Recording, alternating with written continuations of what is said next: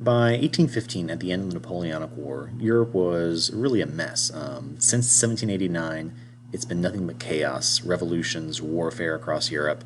Napoleon had come in and really changed the landscape. So the next step for European leaders to figure out was where do we go from here? How do we fix the problems in Europe? And that's going to be addressed in this big meeting called the Congress of Vienna. So after Napoleon was defeated, there's some big questions in Europe. For one, the map had totally changed. The Holy Roman Empire was dissolved. The European Empire, or I'm sorry, the French Empire stretched from the Netherlands all the way down to Italy. The old states had been dissolved. So there's a question of, what do we do with the map? Do we draw new borders? Do we put together the old Roman Empire, the Holy Roman Empire, even though it's gone? You've got the question of who should be in charge of some of these states. Remember, Napoleon, as he came into different countries, kicked off the rulers and put his siblings or friends on the throne. He had one brother as king of Spain, another brother head of the Confederation of the Rhine. His son was king of Rome. So who do you put back on the thrones in these places? Do you keep Napoleon's friends? Do you go back to the old rulers? What do you do? How do you pay for this huge mess? Because keep in mind, pretty much all of Europe was dragged into the Napoleonic War, and it was pretty expensive. And then finally, how do you make sure this doesn't happen again? France had, for a long time now, been one of the largest, most powerful states in Europe. There was fear that you would have somebody else like Napoleon, especially from France, being this large and now seen as radical country, having had this revolution. So these are the questions that Europe's leaders have. And so the foreign minister of Austria, the Austrian Empire, a guy named Clemens von Metternich, puts together this big council meeting called the Congress of Vienna. He calls together leaders of pretty much every European state. And their goal here is to create a stable and secure Europe, unlike the chaos that they'd seen over the past 20 years. The biggest concerns Europeans have, or the leaders of Europe have going into this, remembering that most of the leaders in Europe are monarchs or nobility or people we think of more conservative. We'll address what that means in a minute. Big concern is that one, France was still really strong. Despite having fought all these wars and gone through the revolution, France was a big, powerful country. And as sort of corollary to that, another concern is that their neighbors are relatively weak. You look at a map of France, or of Europe, you've got Spain to the south. What else do you have? Little tiny Italian states. You have Switzerland, whatever that's worth. The Holy Roman Empire used to be there, but now it's gone. So it seemed like, if France tried something again, there's really nothing to stop it from steamrolling over all these other little tiny states. And then there's the question of who should sit on Europe's thrones. Do you kick out the old rulers, the new rulers that Napoleon put on? Do you bring back the old ones? What if, like Louis XVI and others, they're dead? What do you do? So all these leaders come to Vienna, and keep in mind, this meeting takes place over several years. The atmosphere really is sort of like a big party. Every night there's dances, there's feasts, there's balls. You have all these dignitaries and their families and their servants and everyone else coming together. Most of these people don't do anything except be seen and sign documents. There's really just a handful of powerful people behind the scenes that really make all the decisions. And those key players are here. Don't worry about memorizing these names or anything. Just keep in mind the big powerful states that win the war or that have to be negotiated with are the ones that make the decisions. You got Austria, led by Clemens von Metternich in the negotiations. You had Prussia, which fought throughout the war against France, and their king, Frederick William III, is there to negotiate. The Tsar of Russia, Alexander I, super religious, super conservative guy. And the foreign minister of Britain, Viscount Castlereagh, the king of Britain, George III at the time, was sort of insane for syphilis reasons. So he's there. And then in France, you've got the foreign minister, Charles-Marie de Talleyrand, really interesting guy who served both in the old regime and in Napoleonic era, and now also post-Napoleon. He's there to negotiate on France's behalf. So this meeting takes place over a few years, and by the end of it, they've got a few solutions to their problems. One solution is containment. Okay, if France is too strong, let's put, and its neighbors too weak, let's put stronger states on the borders. They really redrew the map and created some new states, like Piedmont, Sardinia, which is now a big, powerful Italian state. They made Switzerland this big neutral country on the border of France. They glued back together the loose German states from the Holy Roman Empire and called it the German Confederation. So part of the goal was to sort of wall France in with more powerful states. So France tried to do something to be able to stop it. As part of that, too, they're creating a better balance of power. The idea was France was too strong, its neighbors are too weak.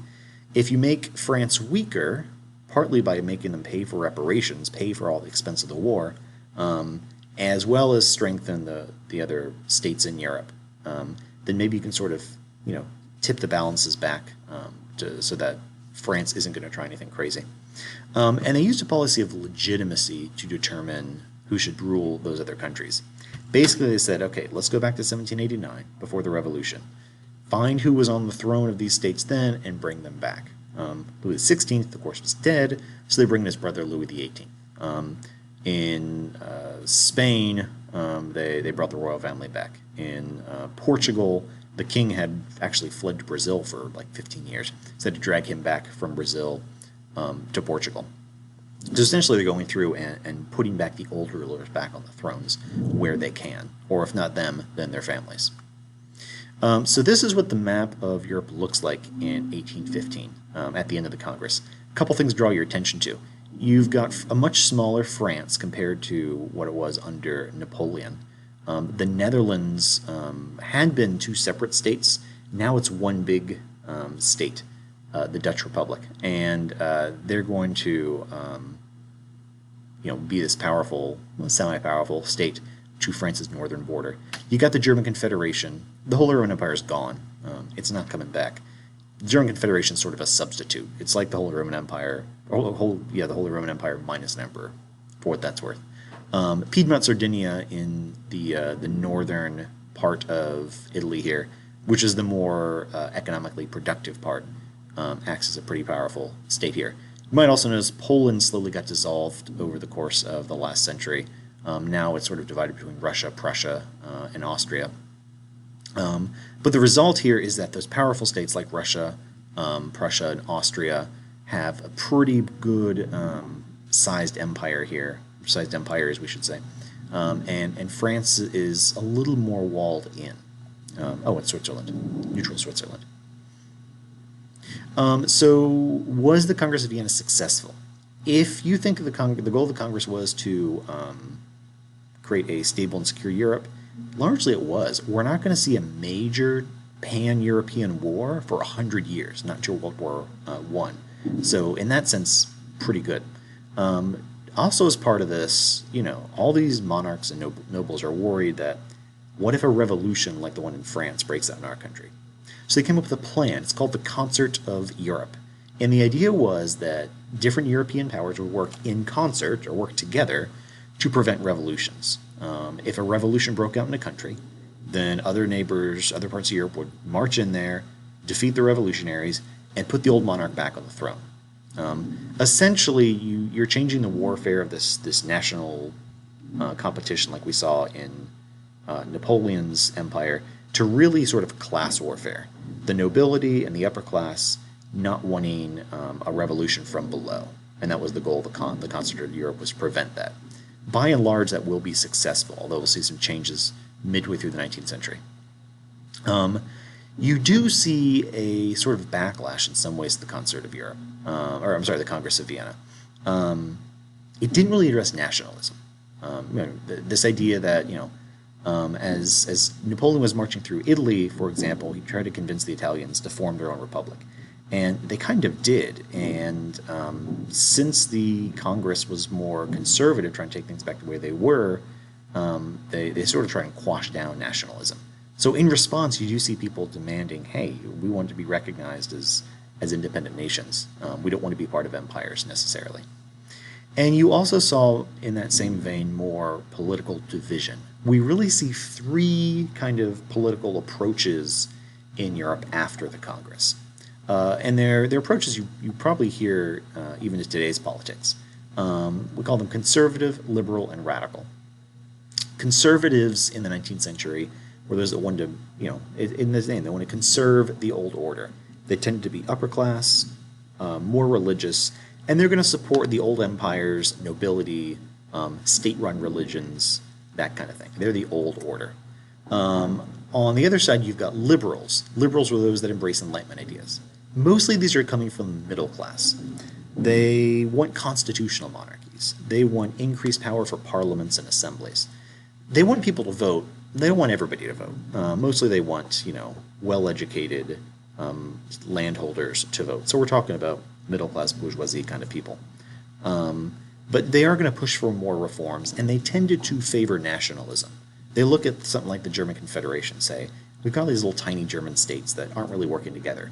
What if all the German people could, come together and vote and form their own nation state? That would be pretty cool. On the further end of the spectrum, I realize it's kind of flipped around. You've got radicals. Radicals often want similar things to liberals, but it's right there in the name. They want it in a more radical or extreme way. They want everybody to be able to vote. They don't want constitutional monarchies. They want republics. They want to get rid of the kings and the old order.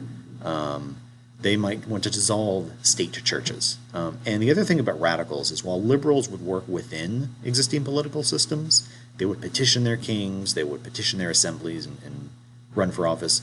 Radicals are willing to do anything they can to achieve their goals. We're talking assassinations, bombs, protests, riots, anything you can do to achieve your goals. And so moving into the 19th century now, really into the more modern era, you can see these sort of political divisions really take place.